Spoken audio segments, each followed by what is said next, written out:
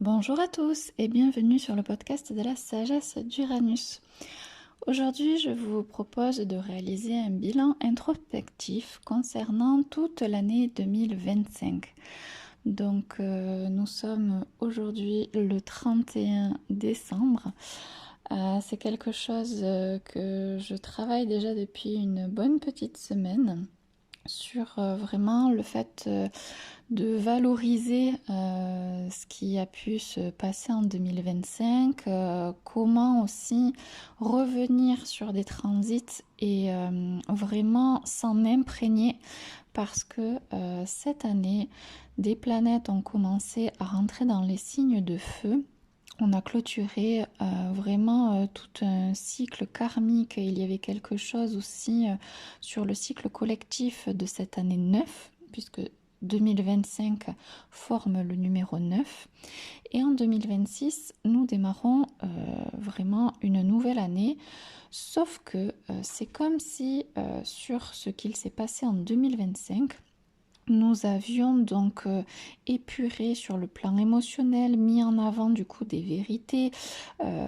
Tout ce qui était yin était à son apogée à l'intérieur de nous pour remodeler et être dans la nouvelle construction de notre identité, de nos valeurs, une forme de passerelle entre un reset d'une ancienne version de nous-mêmes et en même temps la mise en avant de bases plus solides pour pouvoir vraiment se reconstituer sur une sécurité intérieure et émotionnelle plutôt que matérielle. Donc là, je parle bien sûr d'Uranus en taureau.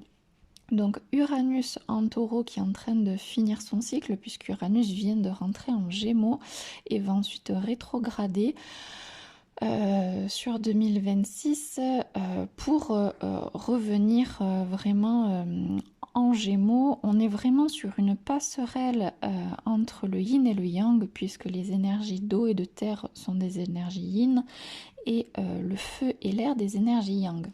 Donc beaucoup d'astrologues mettent en avant le fait que ces 10-15 dernières années, il y avait essentiellement une dynamique yin et que là, avec ces planètes vraiment plus tournées sur l'évolution de notre société, avec Neptune qui rentre en bélier, avec Saturne qui rentre en bélier, avec Uranus qui rentre en gémeaux, Jupiter qui rentrera en lion à l'été prochain, Mercure qui va faire qui a fait cette année ses rétrogradations en feu.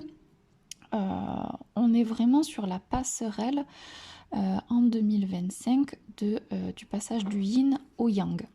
Ce qui fait que toute cette notion d'affirmation, tout ce qu'on a commencé à faire dans un nouveau cheminement, sur une nouvelle vision, sur quelque chose que l'on veut faire évoluer profondément dans notre vie, qui venait de nos tripes, va pouvoir se concrétiser, se matérialiser et évoluer sur 2026-2027. Donc, même si nous comptabilisons au niveau de notre calendrier en année de janvier à décembre, les planètes, elles, parfois ont des cycles vraiment un petit peu plus élargis. Ce qui fait que là, il faut se dire qu'on a commencé à poser des bases ou à semer des graines en 2025.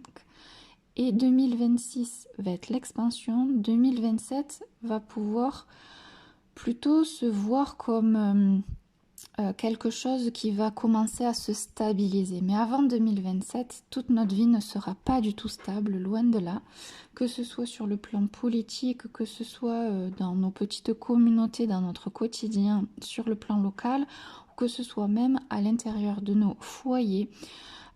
Beaucoup de choses vont encore continuer de se transmuter. Donc, l'idée, c'est déjà de partir d'un point de départ qui peut être décembre 2024 et de vous poser la question, quelle était ma vie en décembre 2024 ? Donc moi, par exemple, je me suis retrouvée à être harcelée par ma nouvelle propriétaire, donc j'ai décidé de partir. J'ai déménagé en janvier. Je me suis retrouvée à perdre mon travail.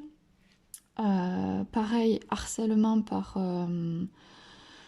la personne qui m'employait, qui était une personne âgée, parce que voilà, difficulté pour elle de supporter que j'avais déménagé. Beaucoup aussi de personnes qui étaient très instables psychiquement dans mon environnement personnel et professionnel. Des situations que j'acceptais, qui m'étaient familières et pour lesquelles je pensais être au service de ces personnes-là pour pouvoir, moi, gagner ma vie et eux pouvoir être soutenus et en meilleure forme ou en meilleure santé. Sauf qu'à un moment donné, là, le constat en tout cas que je fais sur décembre 2025, c'est que le cycle de ces 9 dernières années, moi personnellement, m'a montré par rapport à là où je suis maintenant, que beaucoup de choses ont pu se mener à travers la peur et le manque. Et que finalement, la peur et le manque ne permettaient pas d'aller jusqu'au bout de projets, ne permettaient pas de se sentir en sécurité, ne permettaient pas de trouver des contrats ou des relations professionnelles comme amicales ou personnelles qui puissent être durables, puisque il y a un lien d'attachement qui finalement est bancal et qui fait que chacun ne fait que combler le manque ou le vide de l'autre. Or, le jour où il y a une évolution, comme là ce qu'on est en train de faire sur le plan individuel, avec une affirmation de soi, avec la volonté de retrouver notre individualité, et du coup notre responsabilité dans ce que l'on peut gérer émotionnellement, dans notre capacité à exister. Et c'est donc ça dont nous parlent aussi les planètes lentes qui sont rentrées en bélier cette année. Ce qui fait que, en fait, à partir du moment où on a pu réévaluer nos valeurs, la place que l'on occupait dans notre travail, dans notre foyer, dans nos relations, nos liens affectifs, l'attachement que nous avions encore sur des expériences douloureuses liées aussi à notre enfance, puisque Jupiter est en Cancer et nous parle au-delà d'une forme de nationalisme. Vraiment, il a mis en lumière beaucoup de fragilité, de déchirures familiales, de tabous, mais aussi l'opportunité de créer des réconciliations et de guérir en fait des liens d'attachement au passé. Le lien à la mère a pu être bouleversant pour de nombreuses personnes, que ce soit à travers un décès, que ce soit à travers aussi des souvenirs de l'enfance, ou même dans des conflits actuels vis-à-vis d'héritage. En tout cas, Jupiter en Cancer a fait élever certaines tensions sur le plan vraiment du foyer, du karma, du transgénérationnel, de l'héritage aussi, que l'on peut porter, qui nous a été légué, et de quelle manière il est temps de s'élever et de faire un autre usage de nos racines, de nos origines, de ce qui a pu nous constituer, ce qui nous a permis de venir au monde. Et en fait, pour générer une renaissance dans la quête de nouveaux sens dans notre vie, d'une nouvelle place dans la société, d'une affirmation de soi dans son individualité, forcément, il y a aussi des ruptures pour pouvoir se transformer. Donc, quel que soit ce que vous avez pu vivre ou faire révéler de vous, des fois c'est aussi des choses qui ne sont pas forcément en lien avec un conflit direct avec notre enfance ou notre foyer actuel, mais ça peut être parfois des injustices, des petites guéguerres, des choses aussi qui ont pu à un moment donné de notre vie nous blesser, pour lequel notre ego a mis ça de côté, mais au fond de nous, émotionnellement, il y a un poids. Et donc du coup, le développement du bien-être de soi, à aller en thérapie, à pouvoir aussi déconditionner notre mental sur des croyances limitantes qui nous renfermaient, parce que parfois, il n'y a pas besoin d'avoir vécu de grandes choses pour pouvoir vivre l'enfermement et des difficultés de santé. Tout passe essentiellement par notre ignorance, j'ai envie de dire, sur la manière dont on peut vivre notre humanité à travers nos ressentis émotionnels et le lien avec le conditionnement de notre système nerveux. Donc, pour tous ceux en tout cas qui sont passionnés de neurosciences, dans le soin, et vraiment la conscience en fait de toutes ces fonctionnalités, j'ai envie de dire que nous avons à l'intérieur de nous en tant qu'être humain, de toute cette invisible, de toute cette énergie, de toute cette reliance que nous pouvons avoir les uns les autres aussi, qui font notre élévation de conscience. Avant, on était sur quelque chose de très terre à terre, matérialiste, et finalement, on se rend compte qu'il y a bien plus de gens que ce que l'on pense qui ont une énergie de réparation à travers du coup leurs mains, la possibilité de voir dans l'invisible, de ressentir les émotions des autres, de vraiment être en capacité aussi de se relier avec ces énergies qui sont au-delà de notre corps physique, pour lequel pendant des décennies, j'ai envie de dire, bien plusieurs, nous avons occulté cette réalité. Et c'est comme si là, en 2025, ça faisait un petit moment qu'on avait compris depuis le Covid que toutes ces choses-là existaient, et ça a permis aussi de se remettre en question, le Covid, pour pouvoir aussi changer de métier, déménager, revenir à des choses simples. Et donc là, c'est comme si à la fin de ce cycle, je parle aussi donc de Chiron en Bélier qui a contribué avec l'arrivée du Covid, c'était en concordance en fait, parce que Chiron est entré en Bélier pendant le début de la période du cycle. Donc le cycle a commencé en 2018 jusqu'à 2025 pour faire 9 ans. Et donc en fait 8 ans de Chiron en Bélier qui va sortir du coup l'année prochaine pour rentrer en Taureau. C'est pas rien, c'est un cycle très très long. Et c'est comme si cette passerelle du yin au yang, on l'avait profondément vécue et incarnée en 2025. Et donc forcément qu'il y ait eu de grands changements flagrants pour vous dans vos vies tout au long de l'année 2025, ou que ça ait pu commencer aussi à partir de 2018. Moi par exemple en 2018 je suis partie en Australie. J'y ai vécu 1 an, j'ai fait un petit peu la Nouvelle-Zélande et je suis revenue pour le Covid sur mon territoire. J'avoue que c'est un regret personnel de ne pas m'être écoutée, d'être revenue pour des personnes qui voulaient que je revienne. Et quelque part, il peut y avoir aussi dans notre parcours des regrets de choses comme des actes manqués qu'on aurait pu faire par manque d'écoute de soi. Et où là, dans cette année 2026, avec tous ces transits dans l'énergie yang, va faire que ça va propulser notre affirmation pour ne plus se détourner de soi.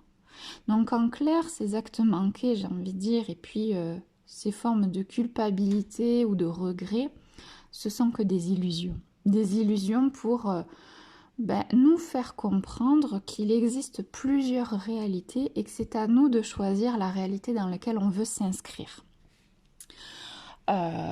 Donc moi par exemple, ça m'a permis quelque part, du fait d'être revenue, d'avoir fait d'autres choix que ceux auxquels je pensais faire pour moi. Et donc j'ai fini en Corse, j'ai étudié l'astrologie, je suis devenue astrologue et finalement ça m'a propulsée sur un métier auquel je ne m'attendais même pas. Je m'amusais de lire l'horoscope, mais jamais j'aurais pu penser que j'étais à ce point-là reliée et stimulée intellectuellement par ce type d'apprentissage, alors que j'ai toujours été très mauvaise à l'école, difficulté à avoir des bonnes notes. J'ai pris la voie professionnelle plutôt que de grandes études, même si j'ai un bac+2, mais j'en suis passée par le fait d'être rapidement au travail, sur le terrain, dans les choses concrètes et matérielles, donc très terre à terre. Et je ne me pensais pas à ce point-là, pour le coup, si je fais un retour sur ces 9 années et ce que ça m'a conduit là aujourd'hui à 2025, une forme vraiment de renaissance où celle que je suis n'a absolument rien à voir avec celle que je pouvais être il y a 9 ans de ça. Que ce soit sur le métier, sur là où je vis, sur les personnes que je fréquente, presque il n'y a que ma coupe de cheveux qui n'a pas changé. Parce que bon, il faut quand même que je reste un minimum fidèle à moi-même. Et tout n'est pas à jeter, j'ai envie de dire. Dans cette quête de sens dans notre vie, de repositionnement et d'opportunité à vivre une vie différente, tout n'est pas à supprimer, bien sûr que non. Donc ça, c'est important aussi de se le rappeler, que la base, c'est quand même notre personnalité et qui nous sommes. Et si pendant un certain temps, on a vécu dans le prisme de d'autres personnes et qu'on est passé à côté de soi, ce pourquoi je parlais d'actes manqués ou de regrets, en fait, c'était une période de notre vie. Ça ne conditionne pas et ça fait pas de nous en fait une personne qui du coup reste figée sur ça. Bien au contraire, on a encore plein de choses à exploiter, plein de choses à découvrir de soi, sachant que je le rappelle vis-à-vis de l'astrologie, nous ne sommes pas que notre soleil et notre signe de mois de naissance. On est les 12 signes du zodiaque. Oui, nous avons 12 facettes différentes à l'intérieur de nous. Et encore, je fais le raccourci parce qu'en fonction des positionnements des planètes, ça peut faire bien plus d'interaction que ça à l'intérieur de nous-mêmes. Donc, en tout cas, il y a vraiment cette démarche maintenant de pouvoir réfléchir à comment vous avez évolué au fur et à mesure des mois, de janvier à décembre. Et donc moi, par exemple, le premier constat que je fais malgré des périodes de doute, de déception et de pleurs intenses, parce que parfois j'ai l'impression de jamais m'en sortir, que ça va jamais changer. Et en fait, au final, je me suis pas débrouillée si mal que ça, parce que de passer de quitter des gens instables psychiquement qui m'ont harcelée pour se séparer de moi, à débuter dans une coloc et à finir prochainement dans un T3 pour redémarrer une vie complètement différente, nouvelle, avec un reset total. Voilà, malgré mes déménagements, parce qu'encore une fois j'ai déménagé 3-4 fois dans l'année, mais à chaque fois mon objectif, mon leitmotiv, c'était d'améliorer mes conditions de vie. Et en soi, ça, je l'ai validé. Par contre, à chaque fois, par rapport à l'évolution de mes projets, par rapport à l'évolution du coup des choses qui peuvent se faire de manière très rapide, font que j'ai fini après en studio, dans un T2 et bientôt en T3. Bon, je ne prévois pas de redéménager pour aller vivre dans une villa, mais c'est vrai que ça peut être aussi intéressant de voir de quelle manière, à un moment donné dans notre vie de 2025, on a pu vivre aussi une forme de dépouillement. De quelque chose où on ne savait pas quoi faire de nous, on ne savait pas trop quelle orientation prendre, ou en tout cas on avait des rêves, des objectifs, mais malheureusement en chemin on s'est retrouvé un petit peu embêté, ralenti, en difficulté, comme bloqué. Il y avait beaucoup de planètes aussi qui parfois pouvaient nous mettre en difficulté. Comme si en fait la priorité de cette année 9, c'était de terminer, de se dépouiller intérieurement de ce qui nous pesait émotionnellement, de ce passé, de ce transgénérationnel, de certaines formes d'héritage pour pouvoir se reconstruire véritablement prochainement dans ces énergies yang. Et donc c'était comme une forme quelque part d'introspection où plutôt que d'aller vite et de réussir de suite, eh bien quelque chose nous demandait de réévaluer ou en tout cas de commencer quelque chose pour pouvoir se rendre compte qu'il y avait encore des ajustements à faire pour pouvoir vraiment changer de posture et de positionnement et enfin du coup pouvoir se positionner au bon endroit, au bon moment et avec cette nouvelle énergie. Parce que des fois, il peut y avoir aussi un décalage entre nos rêves, ce que l'on pense, ce que l'on est persuadé, mais finalement des choses que l'on manque encore de prendre en considération ou cette lenteur qui peut être bénéfique et pour lequel parfois en fait on peut manquer de patience et se porter un peu agacé par le manque de changement ou à l'opposé dans une peur tellement importante du changement que justement émotionnellement ça a beaucoup bousculé pour pouvoir en fait permettre à ce que 2026 soit quelque chose de décadent et qui puisse évoluer. Donc c'est pour ça que quelle que soit l'énergie dans laquelle on pouvait être, soit enfermé dans une énergie yin qui faisait que le changement faisait terriblement peur, ou que ce soit dans une énergie encore yang, mais où pour lequel il fallait faire de la place à l'énergie yin et se reposer et se recentrer différemment pour pouvoir donner un équilibre à venir à nos deux polarités, puisque nous avons le yin autant que le yang en nous. Même si dans l'étude de carte du ciel, certains ont des prédominantes plus yin ou plus yang, dans la personnalité, ça n'enlève pas en tout cas dans notre constitution, j'ai envie de dire, le fait que l'on possède ces deux énergies. Qu'on soit homme ou femme, voilà, c'est quelque chose que l'on ne peut pas supprimer en soi. Et donc c'est dans parfois cette absence d'équilibre que la vie nous pousse à nous remettre en question pour pouvoir aménager autrement notre mode de vie, de penser, de ressentir. Voilà, qu'est-ce que je peux vous partager? Eh bien, par rapport à ces transits, nous avons eu donc aussi Uranus qui est rétrograde que tous les 2 ans. En 2023, elle était rétrograde en Lion. Elle a commencé du coup à vraiment nous toucher sur le courage d'être soi, sur nos valeurs.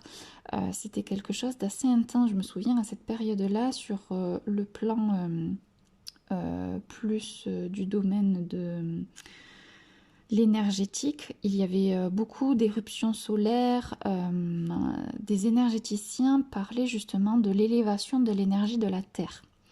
Et donc là, 2 ans après, donc en 2025, on a eu donc la rétrogradation de Vénus pendant 40 jours sur les premiers degrés donc, du Bélier et la fin du Poisson. Et ça coïncide totalement avec vraiment ce lien du Poisson au Bélier pour lequel il y a eu des va-et-vient en rétrogradation de Neptune et Saturne. Donc on a vraiment été sur beaucoup de placements planétaires qui nous ont conduits à être à l'écoute de nos eaux troubles et profondes, à aller puiser en soi de la compassion et du pardon face à certaines mémoires du passé, mais aussi à se rendre compte des luttes que l'on pouvait avoir, que ce soit vis-à-vis de la justice sociale, que ce soit dans notre manière d'être aussi égocentrique, cet ego aussi parfois mal luné qui fait notre fermeture, nos croyances. Donc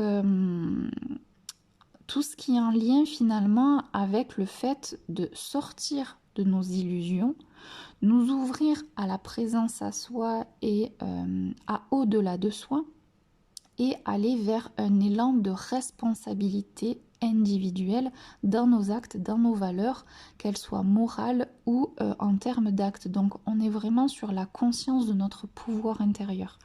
Donc dans ce basculement, Uranus, elle en a rajouté une couche également, et donc ça s'est produit entre le 2 mars et le 13 avril.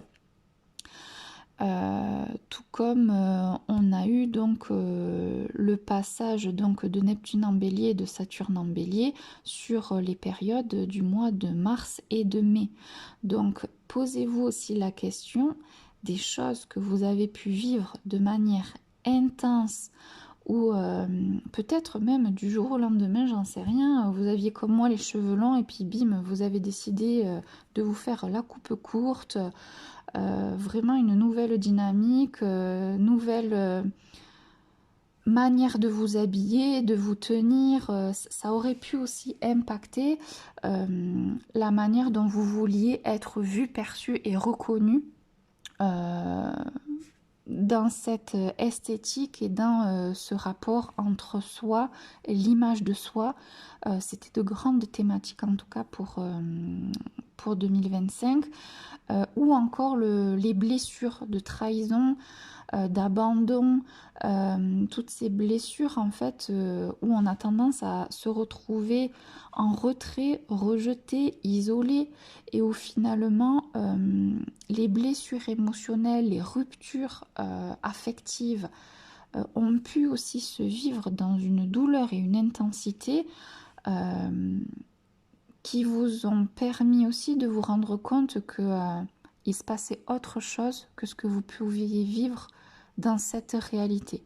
Et c'est là où du coup le côté karma transgénérationnel et héritage pouvait du coup avoir un lien et un jeu à avoir dans ce que vous pouviez être en train de vivre, parce que parfois aussi on a besoin de ces relations miroirs, de ces situations un peu brutales.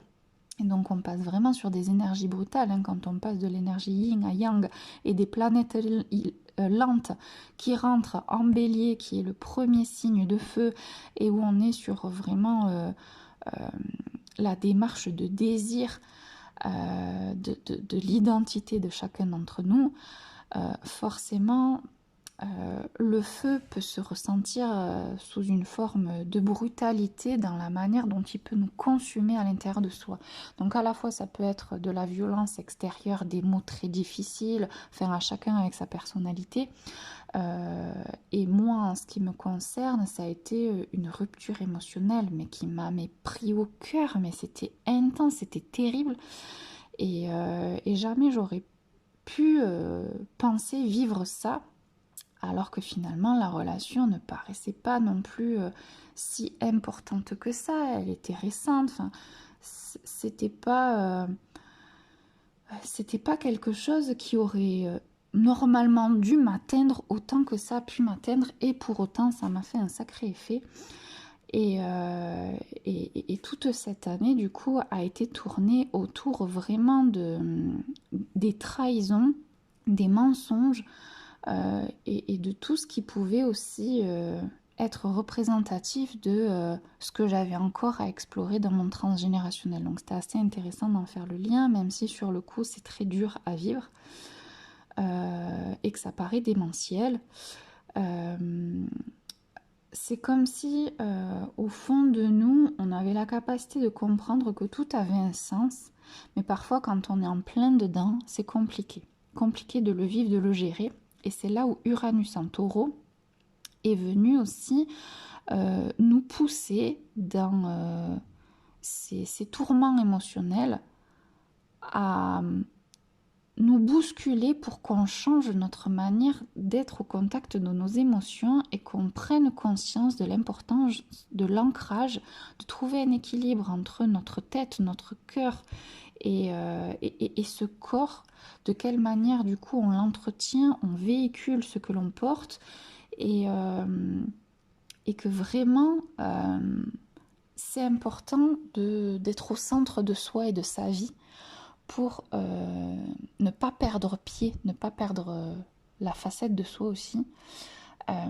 Donc c'est intéressant aussi de prendre du recul et de faire le point où est-ce qu'on en est chacun d'entre nous par rapport à ce qu'on a pu vivre en 2025 de bouleversant sur le plan émotionnel ou matériel ou financier, parce que tout ça, dans une forme de dépouillement, vient aussi nous donner l'opportunité de renaître en 2026. Donc c'est pas des fardeaux, c'est pas des dramas, c'est pas à prendre au premier de la lettre comme si on était des gens maudits, non pas du tout. Euh, on doit en passer par cette libération. Mais la libération, c'est vrai que malheureusement dans le processus qui se présente à nous, même si moi-même j'ai du mal parfois à comprendre pourquoi de cette manière-là, ça fait trop de mal, quoi. Pourquoi obligé de s'infliger autant de souffrance? Et en même temps, c'est en lien avec la manière qu'on a de créer notre propre réalité, d'avoir conscience de ce que nous possédons et de ce que l'on en fait.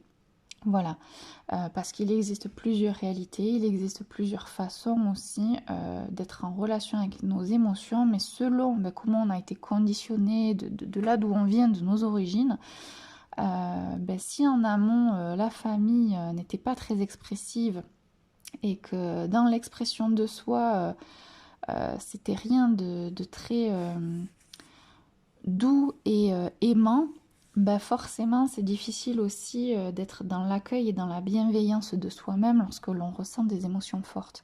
Donc c'est tout un apprentissage, de la même façon qu'au contact des enfants. Aujourd'hui, on éduque à ce que c'est que les émotions, comment s'exprimer, ne pas avoir peur du coup de ressentir des choses qui sont blessantes.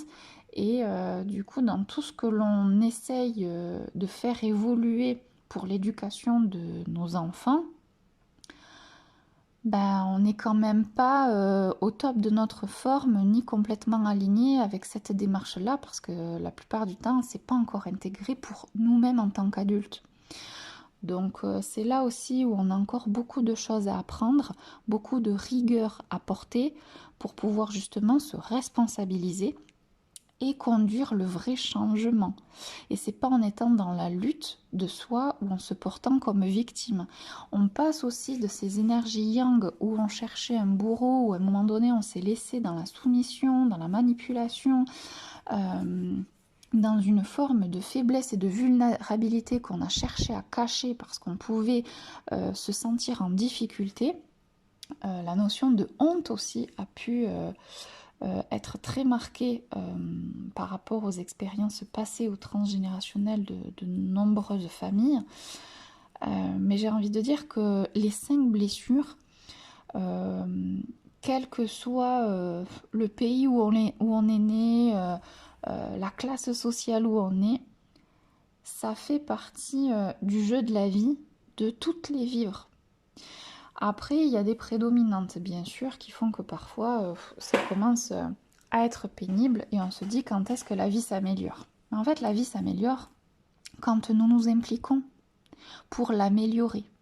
Si on ne s'implique pas pour l'améliorer, si on ne change pas d'habitude, si on n'ose pas changer, tester, innover, ça ne matchera pas en fait avec la vision que l'on voudrait meilleure si en fait on ne change pas de tactique. Et c'est comme si là en 2026, en fait on allait tous changer de tactique. On va tous se raccorder à un moment donné sur ce cycle des 9 ans, il pouvait y en avoir qui pouvaient être un peu plus précurseurs que d'autres. Par exemple, moi j'ai tout quitté pour aller en Australie. Beaucoup de personnes m'ont dit ouais mais moi je sais pas si je serais capable de le faire. En fait on peut tous demander un visa en tant que Français et aller en Australie hein. Et c'est vrai que là-dessus c'était pas une question de chance, c'était une question de volonté et de s'impliquer pour pouvoir réaliser un projet. Et tout projet demande en fait de l'ambition, demande de la constance, demande vraiment de donner nos tripes et d'y mettre tous les moyens nécessaires pour pouvoir aller vivre cette cette finalité, ce que l'on projette. Après, c'est sûr que pour autant, ça ne veut pas dire que ce que l'on imagine, ça va être ce que l'on va vivre. Mais notamment pour moi, le fait d'être partie à l'autre bout du monde, j'y suis partie avec une démarche et en fait, j'y ai découvert une toute autre vie. J'ai rencontré quelque chose de tellement différent de ce que j'aurais pu imaginer. Je pensais y aller pour des raisons professionnelles et au final, c'est devenu vraiment un voyage initiatique personnel. Donc, et ça, je m'y attendais absolument pas. Et c'est presque à partir de ce moment-là où tout a commencé pour moi aussi dans la quête à du coup devenir celle que je suis maintenant. Donc que ce soit au niveau de l'astrologie ou au niveau de mon mode de vie. Et de se dire, ok, ben en fait ce cycle de 9 ans, ben, il m'a apporté des étapes qui m'étaient nécessaires. Et maintenant, qu'est-ce que j'en comprends? Où est-ce que j'ai envie d'aller? Qu'est-ce que je ne veux plus? Qu'est-ce que j'aimerais réaliser? Et surtout, cibler une seule réalisation. C'est-à-dire que dans l'énergie yang, on va pouvoir vraiment s'affirmer et passer à l'action. Mais par rapport à toute cette énergie mentale, le focus va être quand même à se centrer sur un seul projet, sur une seule dynamique. Parce que sinon, on va encore une fois se sentir très en difficulté. C'est-à-dire que le côté tout feu tout flamme, oui, bien sûr, ça peut être une passion dévorante et intéressante. Mais pour autant, si on veut aller jusqu'au bout des choses et si on a envie que ces 9 prochaines années, puisque tout fonctionne par cycle de 7 ans, cycle de 9 ans, 7 ans, je parle par rapport au cycle de Saturne, qui nous rythme un cycle de 7 ans dans notre vie et sur le plan astrologique. Et donc, il y a quand même donc ces cycles que moi je considère courts par rapport à Pluton en Verseau qui va transiter 20 ans et qui fait le tour du zodiaque en 250 ans. Donc c'est quand même pas du tout la même dynamique en termes de longueur. Et donc c'est vrai que sur ce côté décennie de cycle de 9 ans, c'est plutôt court quand même. Et donc là, il faut vraiment se rendre compte que 2026, c'est la première année de tout ce qui va en fait nous faire évoluer et atteindre un but, atteindre un éveil supplémentaire, se sentir en fait au bon endroit, au bon moment, prochainement sur la prochaine décennie. Donc du coup, pour ceux qui me suivent, vous avez compris que je me dirige à devenir assistante maternelle. Donc au final, au niveau des moyens, je vais prochainement avoir un T3. Et en fait, ce projet que j'ai eu l'idée il y a 3 ans, mais qu'en fait finalement j'ai laissé, où j'ai priorisé l'astrologie, où maintenant je sais qui je suis, ça fait aussi partie d'une facette de moi.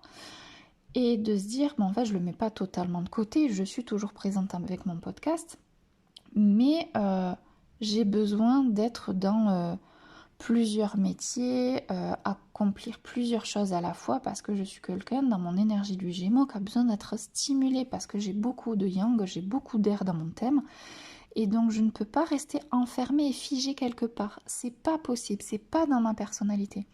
Pour autant, m'ancrer, me structurer, c'est très important pour chacun d'entre nous.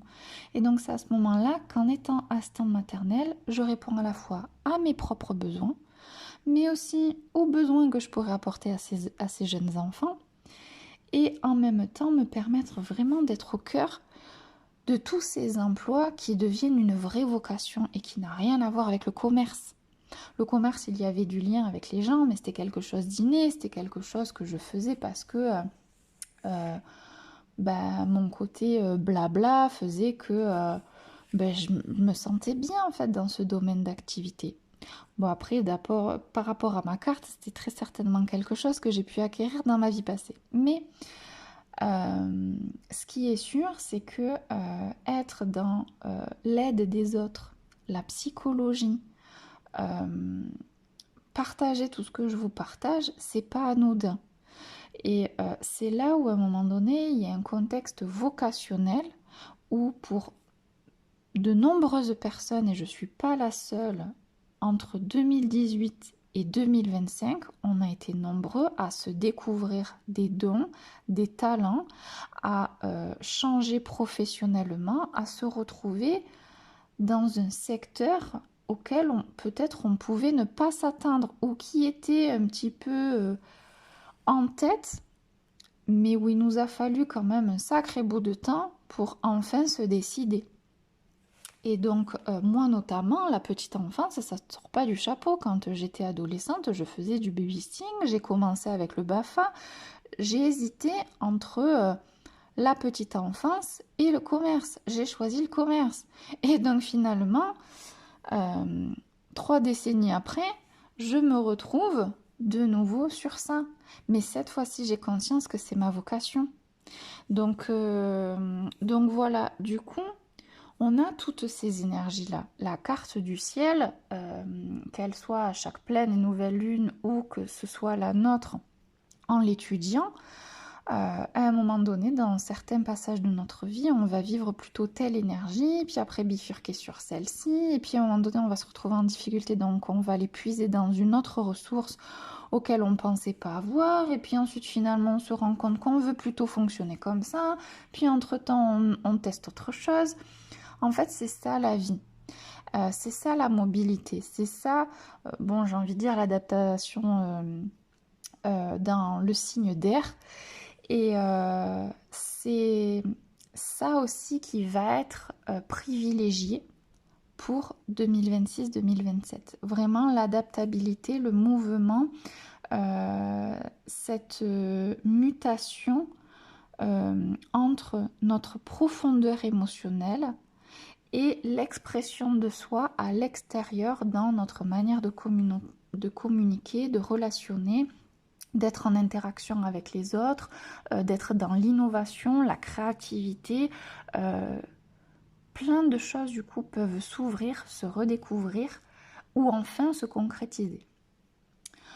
Voilà pour ça. Donc, j'espère que là, ce que je viens de vous partager, ça vous aura aidé, en tout cas, pour vous motiver, pas juste à poser de nouvelles intentions pour 2026, mais vraiment prendre conscience que cette fois-ci, malgré la transition un peu parfois ardue, tendue dans le yin et le yang, on a enfin une clarté et une posture qui nous permet de réouvrir une vision à long terme qu'on avait perdue depuis le Covid. Depuis le Covid, on ne voyait même pas ce qu'on pouvait faire encore le mois suivant.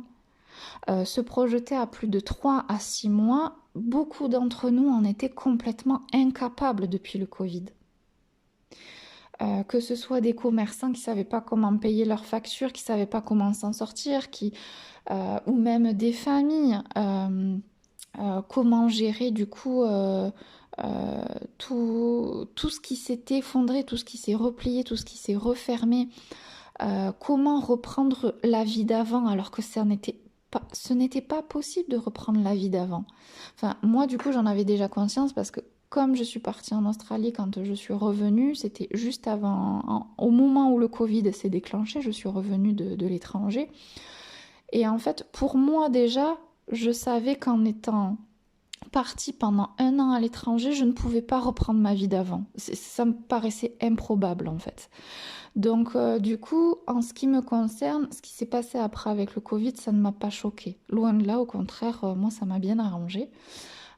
Parce que j'avais besoin justement de ce retour du coup en espace de cocon, à une forme d'isolement, mais pour partir à la quête de soi et au final, c'était nécessaire et c'était une vie complètement à l'opposé que d'être responsable de magasin et de voir tout le temps du monde, tout le temps des objectifs, tout le temps la pression, tout le temps du changement, tout le temps des responsabilités que j'avais pu avoir la décennie passée.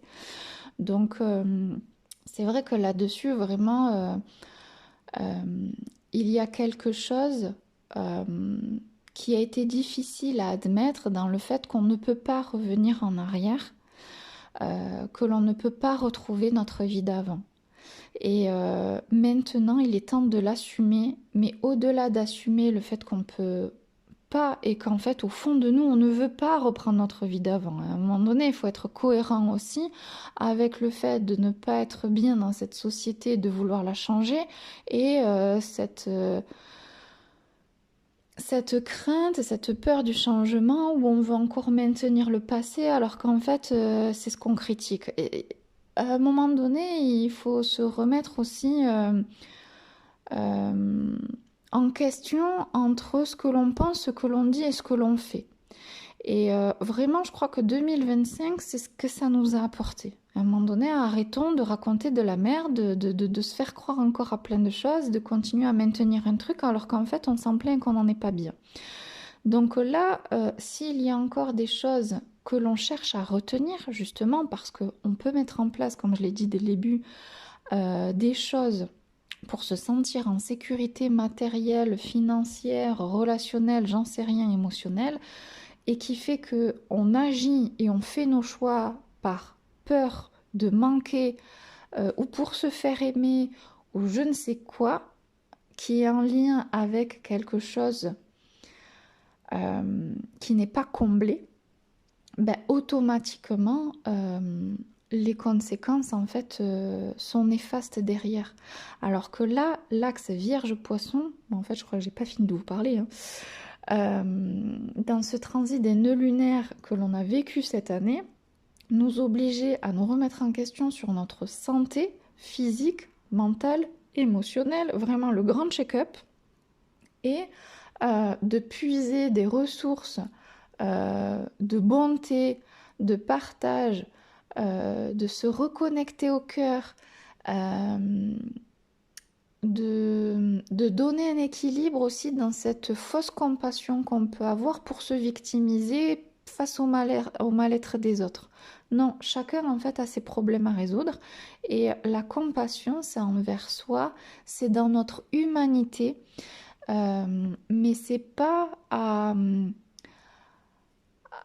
prendre comme levier pour pouvoir s'auto-flageller, quoi.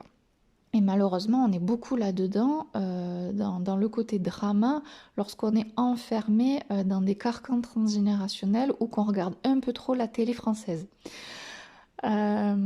Donc voilà, par rapport à tout ça aussi, et au fait que durant le Covid, on a été dirigé par la peur, ça c'est fini en fait, c'est stop. Et je crois que sur cette année 9, dans l'axe Vierge-Poisson, ça a été un peu les dernières expériences pour qu'on puisse se rendre compte que ça en est assez de se porter victime, de se soumettre, d'attendre que les choses passent, d'accuser toujours les autres et de croire qu'il y ait quelqu'un qui puisse venir nous sauver. Non, si on ne se bouge pas le cul individuellement, en fait, il va rien se passer et notre vie va pas changer et du coup, rien de formidable peut être transformé. Parce que c'est la réalité de chacun qui prime sur la vie, j'ai envie de dire. Donc, des fois, moi-même, j'ai tendance à l'oublier. Moi-même, quand je suis dans mon mal-être, voilà, je perds espoir, clairement. Je me dis, mais c'est quoi cette vie? Des fois, je suis en grande dualité et donc, quand je dis des mots un peu durs, je me le dis à moi-même, hein. Franchement, quand je dis le nous, je suis inclus. Donc voilà. Pas de jugement de ma part, loin de là, c'est pas crédible. Mais c'est vrai que voilà, malheureusement, on a besoin de relativiser, de retrouver la joie. Moi, la première, 2026, mon défi, ça va être de m'amuser de nouveau dans la vie. Parce que j'ai voulu le faire en 2025, mais je me suis pas encore mis dans des relations qui me permettaient de vraiment m'amuser. Et donc voilà, et des fois je perds espoir, des fois je sais même plus ce que ça veut dire que de s'amuser, ça ne m'intéresse même pas. Donc on pourrait me trouver très bizarre. Alors qu'on me met avec des enfants, mais là je m'émerveille, je construis des maisons en Lego, en voiture, en voilà. Enfin, ma créativité d'un seul coup devient débordante et en fait, mon rapport avec les enfants vraiment me reconnecte aussi à ma propre joie de vivre, à ce que trop souvent je mets de côté parce que dans ma personnalité, parfois je suis trop dans la responsabilité. Et c'est vrai que de temps en temps, ce serait bien de me foutre la grappe. Donc voilà, et ça fait partie des équilibres personnels que j'ai, que je ne suis pas la seule à voir ces derniers temps. Pour d'autres, ça va être un autre équilibre qui va se jouer, mais ce qui est sûr, c'est que tout au long de notre vie, nos besoins sont dans l'évolution et de toujours chercher l'harmonie, l'équilibre, la justice, autant que la justesse. Donc voilà, faut pas l'oublier et comme on dit, après la pluie arrive le beau temps. Donc voilà, et là-dessus, c'est vrai que quel que soit le changement climatique, il y aura toujours des nuages et de la pluie et il y aura toujours le soleil aussi. Je n'en doute pas, le soleil restera encore bien de nombreuses années, peut-être même bien plus que notre Terre.